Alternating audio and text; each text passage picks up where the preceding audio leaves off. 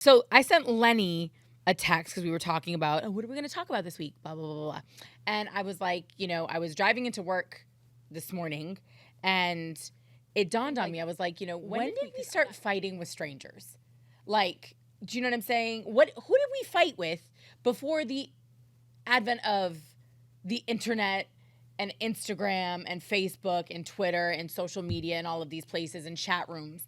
Because if I go back to high school, I don't remember having random arguments with complete and total strangers. Now, I gave you the example, sports, yes, you can always fight about sports because you can go out to a bar and you can watch sports and you can get into an argument or a debate with another sports fan, whether it's about your team or their team or whatever. So, aside from that, I don't remember having political arguments with strangers because I got in a fight with somebody on Instagram, and not like a fight, but there was a post about Beyonce performing in Dubai and how a community was upset and blah, blah, blah. And I was just in the comments and I wasn't even commenting. My fight with the person wasn't even about what the post was about. It was about their interaction kind of inside of a comment, as so many things on Instagram and TikTok and Twitter are, right? It's never about whatever. No, it's about one little thing about whatever. Yeah, for sure. You know what's funny about the sports thing? Mm-hmm. Because you can like a certain team or a certain driver or a certain thing, but you're arguing about facts. Okay. Because everybody knows the answers. Mm-hmm. Do you know what I mean? Well, no, if the coach f***ed up, you know that the coach f***ed up. Both sides know that the coach f***ed up. But Kobe versus players. Jordan. Yeah, who's the GOAT? There are definitely some subjective arguments. It depends how you look at it, statistics or. Well, you're still going to use facts for your argument, but then there's still going to be subjective pieces of it. But regardless, I understand what you're saying. You're still coming from a fundamentally sound. Yeah, there's nobody arguing. You're arguing who's better. Yeah. But you're not arguing some made up shit. You're not arguing stuff that people just throw out there to confuse people. Do you know what I'm like? If you were to go back to the 80s or the 90s and think okay, who did you get into great debates with? I can remember having good debates in college classrooms, in lecture halls, right? Because that's where you're supposed to do it. If you were on debate team, that was the whole purpose of being somewhere, was to go toe-to-toe with people. And it's not even that you necessarily felt different than them. Your goal was to present a side, right? You're usually handed one side or the other, and it's your job to prove or disprove whatever it is that you're talking about, right? That's the whole art of debate. Yeah, and the other difference is that in the past, you could have an argument with somebody and still be their friend. Well, that was but this is what I'm saying. But I think that part of that's an important point to make, because when you know people, I feel like you factor in the history that you have with them and what you believe their heart to be, right? So if you're having an impassioned conversation about, let's say, something you view as a moral issue, or something that you view as a character defining issue, there's so many more facets that you know about the person that you're arguing with when you know them, when they're. But even strangers. I remember. Did you just fight randomly with strangers about politics? Well, Before. let's just say you're having that friendly argument over sports in a bar with someone you've never met before. Okay, you think they're totally off their rocker about this certain topic. Mm-hmm. Well, you still look at that person before and say, oh, well, we can, I'm sure there's other things we have in common, or, we both think the ball is round, things that go beyond that argument. And nowadays, people don't go beyond that. If you feel one certain way about one certain thing, there's nothing that I want to talk to you about. That's the difference. Yeah, but there also used to be rules. Remember, there were things that you didn't talk about. You didn't talk about religion. You didn't talk about politics. You didn't talk about money. That was kind of an unwritten rule. That was something that in a lot of households you're taught. When you're out in public, those aren't conversations that you just strike up. It was at family dinners. There were certain things that you want to avoid the argument, they were just taboo to talk about. And now, we're so consumed by the 24-hour news cycle. We're so consumed with social media. We're so consumed with what we've seen on our feed that I don't think we can help but bring up these topics that at one point in time would not have been discussed outside of a quote unquote safe space where people knew each other and felt like they could, agree to disagree. I think that culturally there's been a shift in what is deemed appropriate conversation with people that you don't know, and that's kind of and I think that stems from the dialogue that we have on the internet, because 9 times out of 10 you're communicating with strangers on Twitter. You're having a conversation or you're commenting on a post, of a person that you have no connection to, or it's a post from a news outlet or whatever the case may be, and you're commenting on somebody's comment, right? Or it's AI. Okay, or which is it's headed there. Okay, it's headed there. But I mean, my point is that just about the conversations and the things that we discuss now that I don't think we would have discussed 25 or 30 years ago with perfect strangers unless you were at a rally. I think 25, 30 years ago, prior to, which is really only 15 years ago, prior to social media, people were like tribes. You grew up, you went to high school. There was cool kids, there was nerds, there was sports kids, there was this. And everybody kind of found their own clique, Yeah. And I had a very diverse clique, though. Yeah, that's fine. Diverse. And some people can be a chameleon across several different things, and that's fine. But it was like those people you had something in common with, even if they had different things. You never really got like this. But now it's growing into these same people have this voice, and these cliques are going, well, I feel the same way, and I feel the same way. And it's like everybody's trying to grow these mountains of followings that believe in their... So it's getting so splintered through social media that you're going to have constant fighting. You can't help it because people go to extremes here. They go to extremes on sports. They go to extremes on everything. No, but this is not like a learned behavior, though, I think. Yes. No, it's absolute. When did we decide that it was okay to fight with perfect strangers?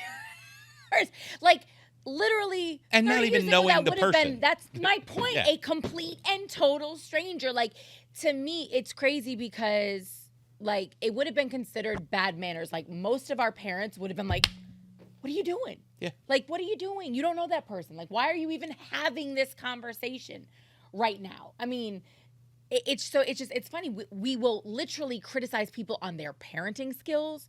We will criticize people on their personal choices in relationships. We will come for people over politics. We will come for people over body autonomy. Like, it's crazy. The conversation I was engaged in yesterday, I felt like I was defending another poster. And the individual that I engaged with had used the word gaslighting. And gaslighting, as I'm sure anybody watching this right now. So wait, you were arguing with a stranger? Yeah. While defending a stranger. But I wasn't. I'm just curious. No, but get the it in person context. didn't ask really even for defense. It wasn't I get that. Oh, she was out there. I get that. He was out there on their own. It was just the man accused this other individual of gaslighting, and I was like, sir, hold up. Like, first of all, maybe you ought to pull out your Webster's real quick because you are textbook gaslighting right now. And I came with facts. And, it was about the LGBTQIA plus community. And, we talk a lot about that on this podcast, but I'm not even going to take it there. But we were going back and forth. And this dude really was like, I dare you to prove that I said this. And I was like, skirt. Screenshot, post, hey, and I quote you. And he's like, see, this is why people don't like to talk to your type. And I was like, what is my type? Because I was extremely calm. I wasn't, I can curse like a sailor. I wasn't cursing. Len, the way I come for you, right? Like, you would have been like, why are you, like, don't act like a puss, Kim. Like, if you're going to bring the fire, bring the fire. I was very respectful. I was just pointing out the hypocrisy in his commentary. Yeah, but do you feel like that's part of the problem? What? That he's having an argument with her or him or whoever. Two people are arguing, and then a third party comes in and corrects people or picks a side and knows nothing about either of them. Well, no, he was it was complete misinformation. It was just what the individual I was arguing with was saying was just ridiculousness. It was just a falsehood. And they were saying this other person was gaslighting. And I was like, bruh, first of all, you're just misusing the word. And I hate that. That's my thing right now. Like, because people, like, it's become like their go-to word. It's like gaslighting this, gaslighting that, gaslighting this, gaslight. And I'm just like, or toxic. Toxic was like the word of 2022. And now gaslighting is like 2023's word. And it's like, don't use the word if you don't know the meaning. And then it was funny because he was questioning whether or not, you know, the queer community has a culture. And I was like, you know, here's the definition of culture. You know what I mean? Like, I'm one of those people, you know, because it was just everything he was saying, like, you had no facts. So to your point, it's people just pulling random shit out of their ass. And if nobody ever tells you you're wrong, then like, or you're just like, literally, you're just fundamentally wrong. Whether that's your ideology, cool, but don't act like you're doing something or stating fact when you're not, because by definition, these are all the reasons why this is a culture. You understand what I'm saying? Like, so all I was doing was basically breaking down what they were saying and backing my statement up with facts, and he was calling me a liar. But it was just funny because I was like, yo, 30 years ago, I would not have had this conversation. And I would not have been waking up at 4:30 in the morning to another comment from this individual calling me a liar. You know what I'm saying? On my Instagram. So I was just like, yo, this. So yes, to answer your question, I am a part of the problem, obviously. You know, but not in the disrespectful way. But yeah, but it's difficult not to. I think it's a blessing and a curse. I think it's one of those double-edged sword situations, because I think part of the reason why we've never really been able to get to the root of some of the issues that plague this country is because we are tribal, right? And before Instagram and Twitter and TikTok and Facebook and all of these social media platforms, you know, people were kind of in their silos, and there was no way of knowing that there were other like-minded people outside of your tiny little town in Iowa or whatever, right? And then all of a sudden you have the internet at your fingertips, and even if you're 12 and you haven't been able to leave town yet, right? Like, you just have to wait to college. There were some kids who couldn't wait to turn 18 and get the hell out of their house, right? Maybe get the hell out of their town, their city, their state, their country, whatever, you know? And now at a much younger age, you can find your quote-unquote tribe. You can find other like-minded people. I think part of the problem with that, though, is these younger people finding their tribe. You know, we just discussed it a minute ago. You know, my daughter's into theater. Now she's not. She's 16 years old. She's thinking about doing, you know, being a lawyer or doing this or doing that. She doesn't know. So when you find your tribe at 10 or 11 years old, or what you think is your tribe, it then becomes an indoctrination, because That's a very big word. And but it's a very real word, because that's on your parents. At that age, and up until, you know, probably your early to mid 20s. No, it's adults. Adults are being indoctrinated by social media right now. No, absolutely. That's true. Clear. I'm not arguing that. What I'm saying is, at those young ages, you are more susceptible to being pushed in a direction. Okay. It's Kimmy, it's a fact. That's why you see kids that are raised by their parents, they kind of follow along their parents' footsteps. It's just interesting to me that it seems almost like people are being thrown together to have that argument. But we choose to but here's the deal, though. I chose to engage with this individual. Yes, but, and that's what's changed culturally. That's fine. You chose to engage with this individual, but how did that individual end up there? What did that individual see that lit him up to come on and make comments here? But that's what's training us. That's what's training us is the social media. The social media is what's causing that. I get it, but at some point, though, we just decided that it was going to be like, so Facebook started off as a place, they've said this, it was supposed to be a place to spread love, to engage with your fellow students or whatever, your community, your friends, people that you maybe lost contact with, right? Like, it was all supposed to be about positive vibes. And clearly we see how that worked out, right? But there were good intentions there, right? Creating community. And that's something that we had honestly lost, right? Like, when you think about it from back in the day, I think I hear these stories about people who grew up in even in cities, even in a Brooklyn, in a Bronx, in a, you know, here in Broward, like where they didn't necessarily leave, right? Your whole life was there. You knew the people on your block, or, you know, in your radius. You had the bodega on the corner, or the corner store, or the Jewish deli, wherever you went. People, Sunny Isles, very much a tribal community in the sense of, you know, people that have grown up there, their grandparents lived there, they've been vacationing there their whole life. Like, you know, they've known the deli guy for forever. Like, so we had started to lose that, though, as people started leaving home, going away to college, not coming back. You know, the nuclear family became much smaller. There was no longer the extended family, and a lot of people were blaming where America was headed on that, right? We no longer had the support. It was no longer about the village that it takes to raise a child, right? Things were very much more, you know, nuclear. So now you have this thing that comes in, and it's supposed to kind of reconnect us, right? And it starts off doing that, and as a way to even meet new people for more introverted individuals. Reach out to your extended family. I mean, I probably have 300 cousins. But when did we decide to use the good for evil? Like, when did we decide that all of a sudden we were going to start sliding in the comment section? When they put money behind it, and they started controlling Facebook, when they started putting things in there to push people one way or another. I mean, when Facebook started, you know, you may know this person was probably somebody you probably would know. Now you may know this person, you know, is not necessarily, it could be a polar opposite person. Facts.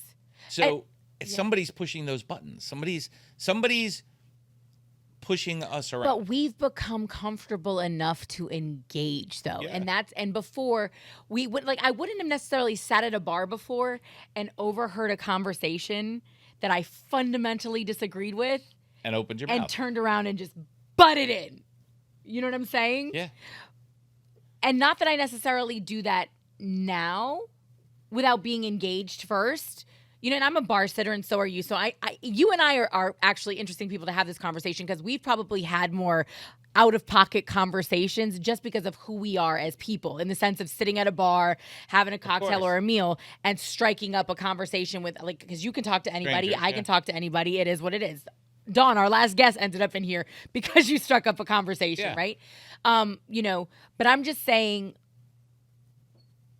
things that you would not have done in real life, you are now emboldened to do on social media. Like, you are telling somebody everybody that grew internet balls. Who they are. That's pretty wrong, much what right? it is. Like, you're a demon, you're going straight to hell, like, you're a f***ing clown, you're trash, you're a whore, you're a hooker, you're a pedophile. Like, it's wild. Part of this goes to the fact that you're not getting smacked in the face when you say something. Okay. That's, you know, you have no fear of that on the internet. People have no fear of that on the internet. That's why you see kids who would normally be getting bullying other kids on the internet. You know, it's like it empowers people because they're anonymous. But the thing is, they're not so anonymous anymore, and that's you know, and then we get mad, and then you have the people that are like on the other side of it, yelling, "You can't just be out here canceling," you know, because now we have cancel culture, right? That one shift in how we handle disagreements, right, and in how we voice our opinions to people, has now led to this other thing called cancel culture, which just has, you know, ignited the fire even more. And now you have people going for people's jobs. Like, because on the other side, you can find anything on the internet, right? Of course. So you've got the folks that can track an IP address. You've got the folks that can get in through the, you know, and some people like me, I don't hide anything, in the sense of when I argue with you or if I comment on something, my profile is real. It's exactly who I am. You can see what I do for a living. I'm not coming at you from a priv page. It's not, you know what I mean? Like, I am who I am, who I am, who I am. If you wanted to contact my place of work, you could. If you wanted to file a complaint, you could. I mean, you could do any of those things, right? I'm not disrespectful. Like, that's it. I'm not like harassing people, and I don't swear at people. Like, I'm really much meaner to you, Lenny, in person and in real life on this couch than I am to anybody on social media. But it's just wild, because I was like, until this, I would not have been having that conversation. It was my video that got taken down for bullying you. Was it? Yes. Oh, don't be a bully, Lenny. Don't be a bully. I think I already addressed this, but trust and believe me, I can go toe to toe with Len. I love and appreciate anybody who felt he was being disrespectful or bullying me, but I can take it and I can dish it. And Yeah. Lenny usually actually gets the brunt of it. Yes.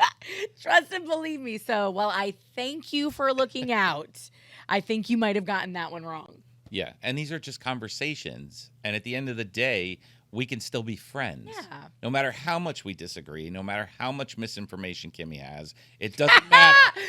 Listen to you. That was fantastic. No matter how crazy Len sounds, no matter how much shit he makes up. See, Lenny, don't make me do it, dude. Don't make me start throwing out words and labeling you now. I don't want to do that. But yeah, it's just and that is a beautiful thing about this and about this space. But it's just like culturally, I think sometimes we need to just press pause and remember that there was a time when we wouldn't have even been able to have this information about other people, right? And it's so, I think, powerful. And I think, again, like I said, it's a double-edged sword, right? It's a blessing and a curse. You know, everybody's got their fighting point. Mm-hmm. So, you know, if you win 10% of the population on this and 10% of the population on this and 10% of the population on this, you know, by the time you build that 60% of the population you need to win unanimously, you might piss some people off. Yeah. In that it's term. Difficult, for sure. You do, you know, they and they're politicians. They're career politicians. They're not out for the American people. They're out for their political agenda. And it's sad, but that's where we're at. And that's why you get a lot of this argument. You get a lot of the people pushing back on all kinds of things. And it's giving everybody a voice. Yeah. And they sound like kooks. They sound like kooks because there's people like you were. Admittedly, just now you said I was in this bubble of... Yeah, there's a lot, but a lot of people are like that. No, that's what I'm saying. I would say, honestly, that's what I'm saying. The majority of people are in a bubble. Correct. And not aware. Absolutely correct. Then they hear these people over here talking, and they sound like fucking kooks. Mm-hmm. They're not necessarily kooks. Mm-hmm. They just have a totally different view of certain things. Mm-hmm. So that's, that's how you get these arguments going, and you get... and there's a lot of stupid people out there. But would you rather have the information? Would you rather know that? And would you rather be able to engage in these conversations with perfect strangers? Or do you miss the piece of 30, 40 years ago where, like, Len, I really, and I understand I was much younger, obviously pre-advent of the internet and this space. Like, I wouldn't have been arguing at 8 about politics. You know what I'm saying? So I get that that's kind of a silly take on it, but I just don't remember hearing this amount of political conversation. I don't remember hearing this amount of cultural and socio no. And it's what it's done is it's taken government-wise, it's taken us into like this day-to-day thing. I mean, like what president is tweeting every day? Why are we hearing about stuff from the White House on social media? Growing up, Reagan, Carter, the only things you heard about were big events. Mm-hmm. And you heard about it from the Oval Office. Yeah, was sitting at the desk. The Iranian, when the embassy was taken in Iran, that was a big thing. That's all you heard about the government during his reign. Mm. Yeah. Reagan, you only heard about when he got shot, or when Brady got shot. It's like now you hear about day-to-day shit that changes day to day. It's like the government is a business, and they're going to say something today that might not be true tomorrow. And people are trying to hold them accountable like they have a crystal ball. Yeah. And they don't. So, if there's certain things that should not be so prevalent in American society. Mm-hmm. And that was not when we were younger. Yeah. You heard about the president-elect or whoever's running for a few months before the election.